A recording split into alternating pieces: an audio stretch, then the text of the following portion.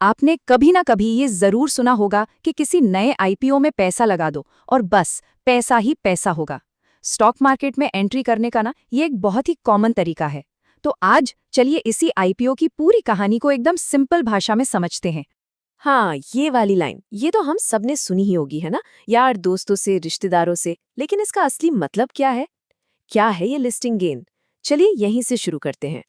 तो सबसे पहला सवाल तो यही उठता है, आखिर ये आईपीओ है क्या? कोई भी कंपनी आम लोगों से, मतलब हमसे और आपसे पैसा क्यों मांगती है? और सबसे जरूरी बात, क्या इससे सच में मोटा पैसा कमाया जा सकता है? चलिए आज इन सारे सवालों के जवाब ढूंढते हैं। ठीक है, तो सबसे पहले सबसे बेसिक सवाल, ये आईपीओ शब्द का मतलब क्या है और कैसे एक प्राइवेट कंपनी अचानक से पब्लिक बन जाती है? देखिए, इसे ऐसे समझिए। अभी तक ये कंपनी कुछ गिने चुने लोगों या उसके फाउंडर्स के हाथ में थी। वो एक प्राइवेट पार्टी की तरह थी, लेकिन अब उसे बड़ा बनना है। उसे बहुत सारे पैसों की जरूरत है।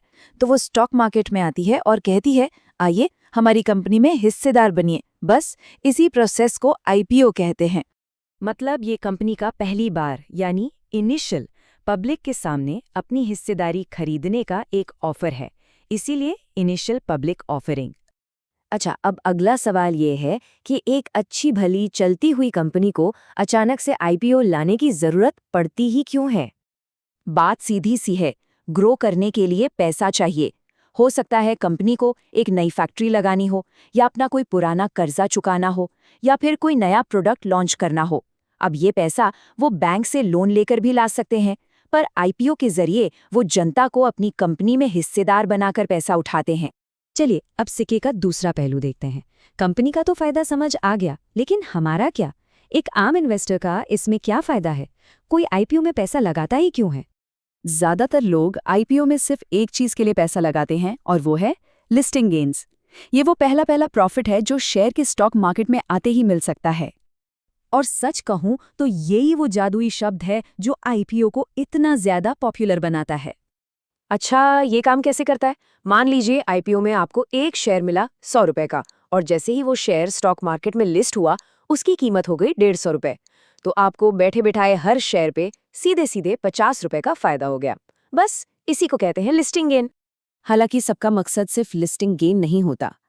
अगर आपको लगता है कि कंपनी बहुत अच्छी है, उसका भविष्य मजबूत है, तो आप उसके शेयर्स को लंबे समय तक, मतलब सालों तक अपने पास भी रख सकते हैं। तो अब जब ये समझ आ गया है कि क्यों, तो आइए अब समझते हैं कि कैसे। मतलब अगर किसी आईपीओ में पैसा लगाना है तो उसका प्रोसेस क्या है। सच बताऊं तो आज के ज़माने में आईपीओ अप्लाई करना बहुत ही ज़्यादा आसान हो गया है। बस 3 चीज़ें चाहिए। एक डीमैट अकाउंट जहां आपके शेयर्स रखे जाएंगे, एक बैंक अकाउंट पैसों के लिए, और पेमेंट करने के लिए एक यूपीआई आईडी। और हाँ, ये डीमैट अकाउंट बहुत ज़रूरी है। ये एक तरह का डिजिटल लॉकर है जहां आपके सारे शेयर्स इलेक्ट्रॉनिक फॉर्म में सेफ रहते हैं। इसके बिना शेयर बाजार में काम नहीं हो सकता। प्रोसेस तो बहुत ही सिंपल है।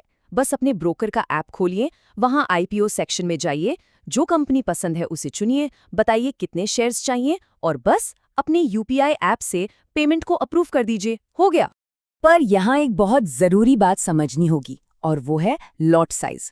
आईपीओ में आप अपनी मर्जी से 1, 2 या 10 शेयर नहीं खरीद सकते। आपको एक फिक्स्ड बंडल में ही अप्लाई करना होता है, और उसी बंडल को लॉट कहते हैं। तो अप्लाई करने से पहले हमेशा ये चेक कर लें कि एक लॉट में कितने शेयर्स हैं और उसकी टोटल कीमत कितनी है, क्योंकि आपको पूरे लॉट के पैसे एक साथ ब्लॉक करने होते हैं। अच्छा, अप्लाई तो कर दिया, पर अब आता है सबसे जरूरी हिस्सा, अलॉटमेंट। मतलब क्या आपको वो शेयर्स मिले भी या नहीं? क्योंकि अगर किसी आईपीओ को जरूरत से ज्यादा एप्लीकेशंस मिल जाएं, तो फिर हर किसी को शेयर्स नहीं मिलते। तभी एक लॉटरी सिस्टम की तरह हो जाता है। अब ऐसा होता क्यों है? इसकी वजह है ओवर सब्सक्रिप्शन। मतलब कंपनी जितने शेयर्स बेचना चाहती है, उससे कई कई गुना ज्यादा लोग उसे खरीदने के लिए लाइन में लग जाते हैं। जैसे कि मान लीजिए कंपनी 1 लाख शेयर्स बेच रही है, लेकिन खरीदने वालों ने 10 लाख शेयर्स की डिमांड कर दी। इसका मतलब आईपीओ 10 गुना ओवर सब्सक्राइब हो गया।